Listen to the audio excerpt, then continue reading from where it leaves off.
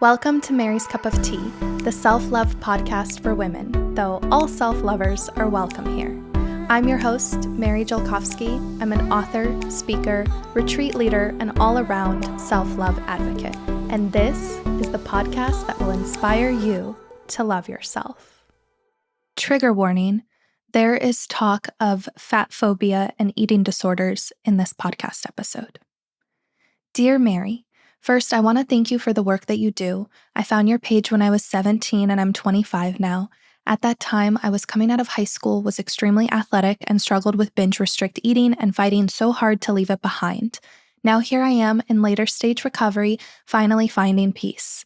Your page and podcast have been a small source of connection, education, and inspiration for me throughout, so thank you. It takes a lot to build what you've built, and I feel like I watched it happen since 2017. Wow. On to the question. Basically, how do I navigate friendship with a very fatphobic and generally judgmental friend? She is someone I met when I had anorexia. A lot of what we bonded over was the understanding of restrictive eating because she had struggled with that as well. She is former military and has a lot of military influences to the way she views health and fitness, as well as having parents who ingrained fatphobia into her. They would literally sit in the car outside grocery stores and make fun of fat people leaving, not to their faces. Her views and the vocalization of them hurt my soul, and they are not an outlook on other people I've ever had nor would want to have. She talks about these things pretty frequently. A lot of the things she says I would never want my younger sister hearing because I don't want those hurtful views in her head. I know you wonder, this person sounds awful. Why do you have this friend? She is in many ways a wonderful person and a good friend. She is thoughtful. She and I just click in many ways. She is giving and loving to the people close to her. I could go on about the qualities I love, but lately my feelings toward her are not good. I don't want to be around her because inevitably she will end up saying some things that really bum me out. I want her to be a lifelong friend. I want to be there for her for anything. I want to babysit her kids, but I would never want her views to be shared with mine. How do I talk to her about this? Though we challenge each other's views pretty often and are used to confrontation, she is not looking to change her mind on this. For months now, I've been avoiding spending as much time around her, but neither of us have many other friends. She's a treasured person for me. What's your advice on keeping or losing a friend because of this? Firstly, thank you so much for your kind words and being here over the years and fighting so hard on your recovery journey. I know it can be quite the roller coaster, and sometimes it feels like a cha-cha where you take one step forward and two steps back. But I'm so thrilled to hear that you are finding peace within your body and yourself. And your question, of course, is a hard one because I think many people have somebody with fatphobic views in their life. And I'm feeling very protective of you over now. And I just want to say that one thing is for certain before I go into the nuances of answering your question. One thing I know for sure is that fatphobic language from a friend, someone who you call a close friend, is not okay, especially because it seems like she knows what you've had to go through, what you've battled when it comes to food and your body image. I think you even mentioned that she was kind of on a similar journey, although I doubt that it resulted in the kind of inner peace that you have with yourself now. It seems like she's still stuck in her own insecurities. And that's not an excuse. It might be a little bit of an explanation, but it's not an excuse because what you just shared with me is like if you wrote to me, "Dear Mary, I have a broken arm and my friend keeps punching me in the arm." That's literally what it sounds like. If you had a physical injury and somebody kept sabotaging it, stepping on it, hurting, poking it where it hurts, right? Then that is, I'm sorry to be blunt, but that's abusive. And so her knowing that you have this past with an eating disorder and had to have gone on this journey to overcome it, it seems like either A, it's like deliberate and malicious, but I don't want to believe that because like you said, she has other good qualities. So I don't want to like blame her, but maybe she doesn't know how malicious she is being. Maybe her insecurities, her views, her deeply ingrained belief are kind of more overpowering her social and emotional intelligence. And I think that one thing is for certain, if you were to continue this friendship, then there must be a really, really, really, really firm boundary about how comments discussing diets, weight, exercise, food, bodies, whether they're her own, yours, or someone else's. These comments, I mean, oh my gosh, that took me back, that sentence where you said her and her family sit in a parked car and make fun of people. I literally had a friend like that in middle school.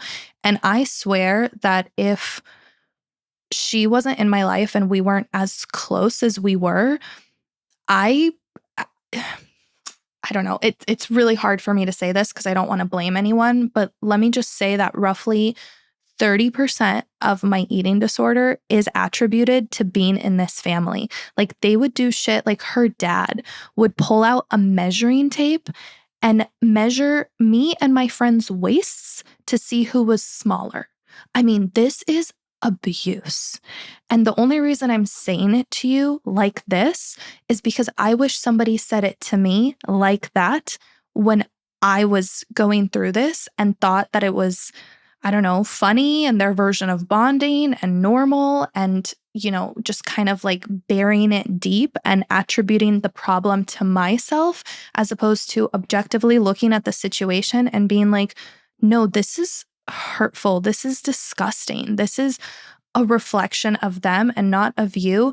And I hope that even if you choose to keep this friend, and I completely understand if you do, I promise I am not judging you for being friends with this person. And I have people in my life who I also do not share beliefs with. But I hope that at the very least, you have a very clear, firm boundary about this. And if it gets violated, then at that point, I would kind of put it on you as to like, why are you still friends if this is such a big, important thing for you? It sounds like it's a core value for you. You said so yourself. You would never want your little sister hearing this kind of stuff. So why do you let yourself be in that? And again, you mentioned she has a lot of other positive qualities and, friendships are complex at times. And I don't really believe in toxic people. I believe in toxic actions and toxic dynamics. And here's where I'm going to tell you like it is and say that it's okay if your friends don't agree with you on everything. It's okay if they annoy you. It's okay if you bump heads, if you go through, periods of closeness and then periods of distance. And if, some stuff comes up, maybe attributed to miscommunication or complicated feelings or whatever that may be, all of that can be worked out. But what's not okay is if your friends punch you when you're down and knowingly trigger you. And how you know that a friend is doing this is only if you've had the explicit conversation where there's no room for misunderstandings and still they continue doing it. In that case, that's deliberately malicious. Right now, I'm kind of unsure about if you've had a conversation with her about it. It sounds like if you have, it might not have been like very direct and very firm and very boundary setting. Maybe it was like a little bit too, I don't know, gentle or open to misunderstanding and misinterpretation. But I think it is on you to set that boundary. And if it motivates you, do it not just for you, do it for the sake of your values and standing up for what's right.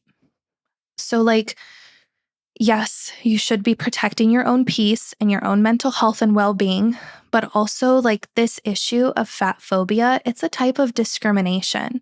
And if you choose not to stand up for that or to speak out against it, then you're kind of contributing to it. And again, I think there's a time and a place, but I feel very passionately this way about standing up to our friends around issues that we care about, and not just issues that we care about, but like legitimate discrimination.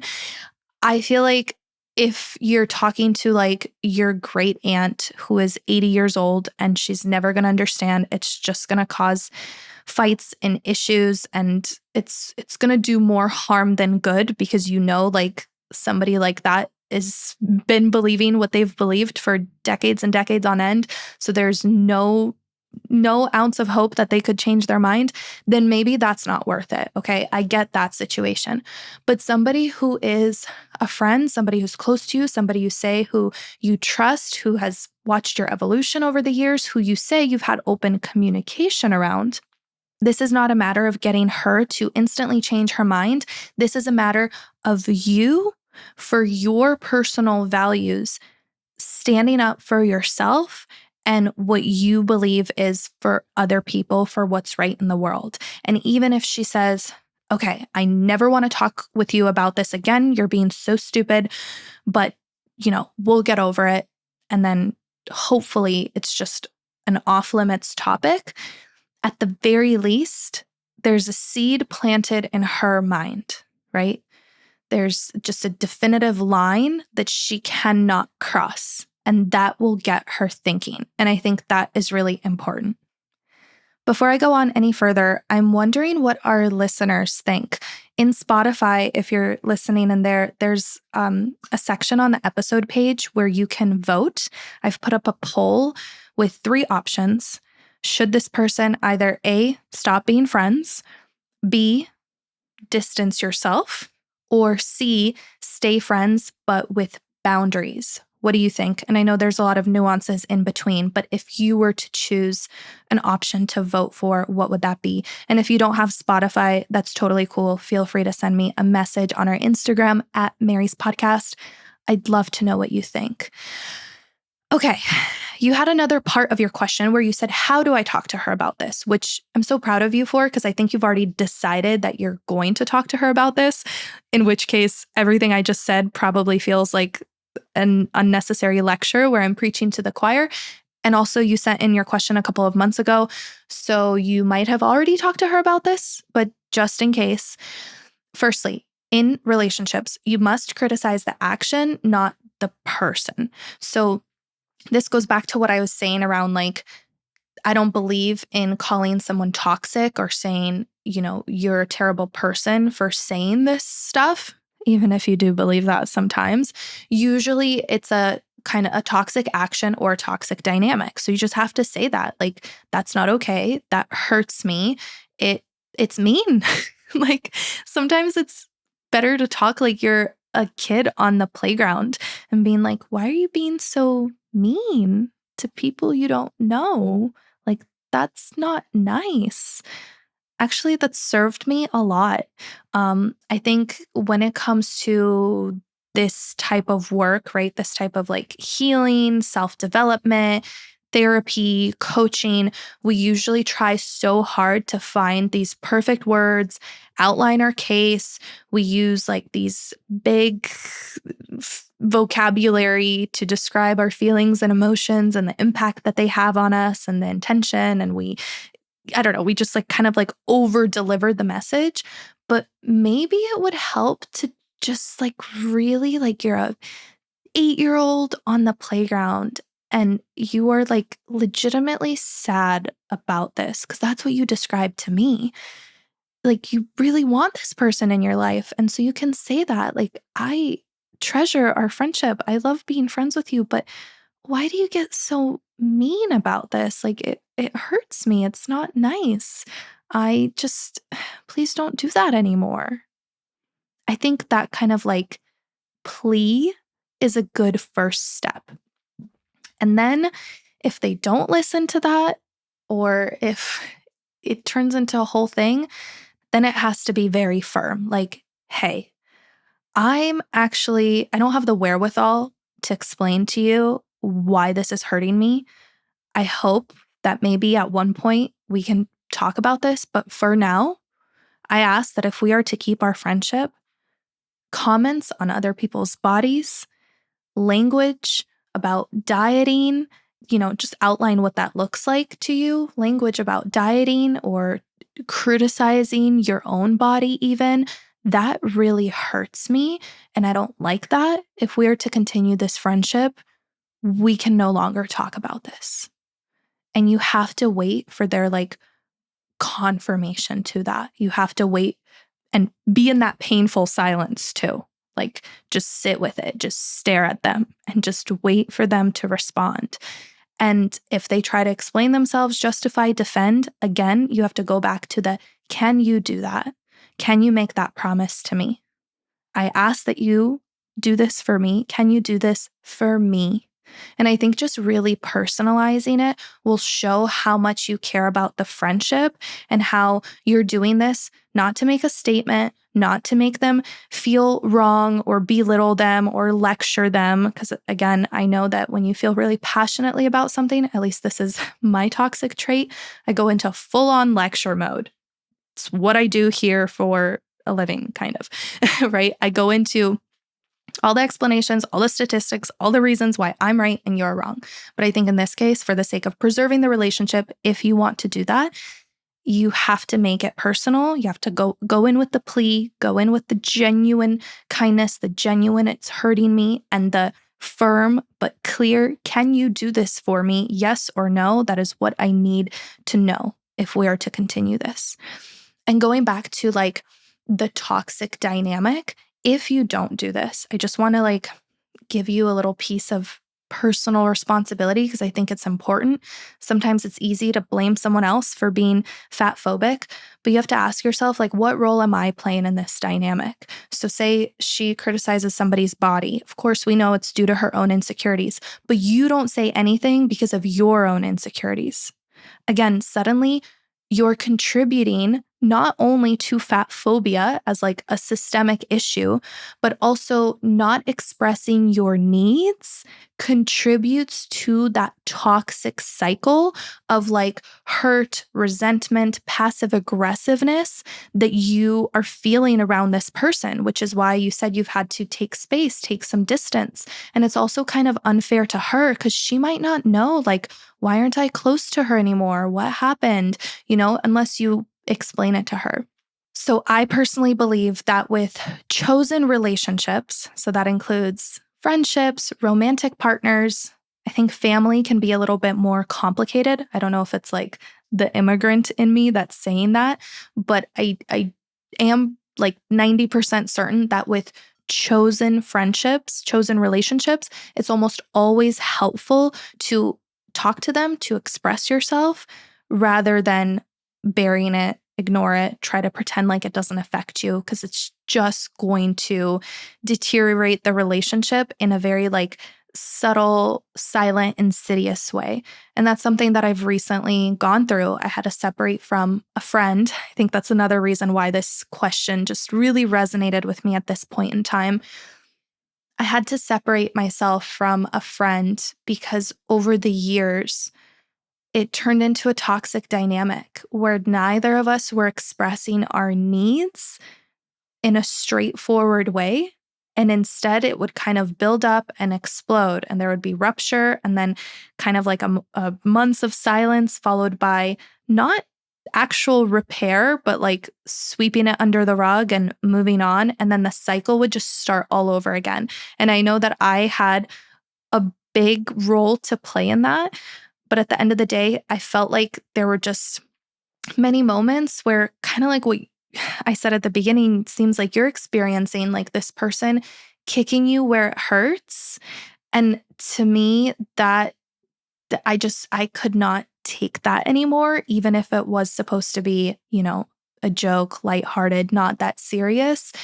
I just didn't get into the habit of communicating early on, or maybe at the very beginning. I just didn't have the courage to say hey, that hurt me. I don't like this. And so because of that, it just kind of kept coming up over the years and I didn't know how to deal with it. So I'm not saying that it was at the point of no return, but I think for now it's healthy to have space. The last kind of second to last thing that I want to tell you is let's normalize various levels between not being friends and being best friends.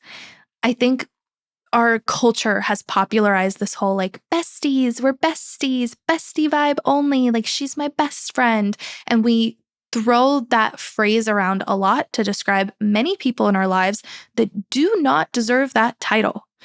And I'm not saying that you have to have like one singular best friend and they get to be put up on a pedestal. It's okay to have multiple close friends, but there's also other roles that people can play in your life besides a best friend or even a friend. Maybe they're an acquaintance or a colleague or an old friend from high school that I catch up with every so often, or a neighbor that I cross paths and chat with, someone I play pickleball with, my partner's friend's wife, right? Like they don't have to all be your friends, and it's okay to describe them in different terms because that way there's not as much pressure for the various roles that people play in your life. And that way you don't get as agitated when they don't follow through on something that you think a best friend should follow through on, but like, wait, hold on a second. You're not that close. Like you're just acquaintances. So maybe them like canceling a casual dinner is not that big of a deal. But of course, if your best friend is always canceling on you, then that is a problem. So I'm just curious, like what role does this person actually play in your life? How close are you to them? Do they deserve the title of your friend? And can there be like healthy distance where you're not completely cutting them out, but you're also protecting your own peace?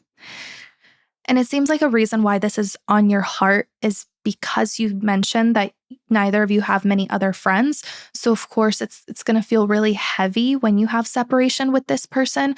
But I do believe that expanding your friend group a little bit more, or not just your friend group, but your like network group, is going to help you create space for new people to come into your life. And those new people will show you what a safe and healthy and supportive friendship looks like, so that you're not just completely leaning on her to meet all your needs for you. Because maybe at this point in life, she's not in a season, she's not far enough on her journey to really understand where you're coming from. Maybe it's not going to be well received. Maybe it is kind of a lost cause for now with her, but I guarantee you that there's another person out there for you that feels this way, that can be compassionate to what you've gone through, that maybe even has gone through recovery themselves, and you're going to feel so much more supported and there's going to be a value alignment with this person, but you're never going to know until you kind of give someone else a chance, right? It's kind of like dating. It is hard to let go of the person that you're with, and you think that's all there is and they're not that bad, and you make all these excuses. But the good thing about friendships is that they don't have to be monogamous. So you can expand your circle a little bit more to hopefully get uplifted by other people that are not her, at least not at this point in your life.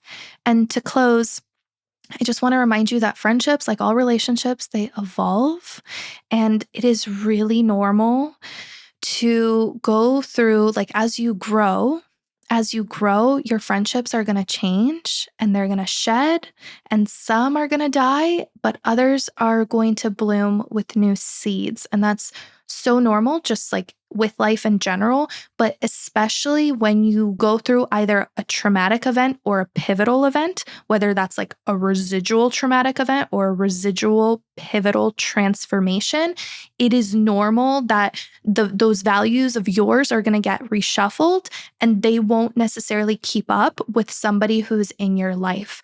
So as you navigate this, please remember that setting boundaries isn't about controlling someone else's behavior. It's more about protecting your own well-being. And at the very least, I want to empower you to do that, because you deserve friendships that uplift you and allow you to show up as your full and authentic self, especially in the areas that matter most to you. And I think this food, body image, recovery, self-love sphere sounds like is one that matters a lot to you. So I hope that you find at least one person who is on board with that. I hope this has been helpful. Would love to hear an update from you. Honestly, send me an email. Let me know if you've parted ways or gotten closer or had a conversation or not. I just want to hear from you.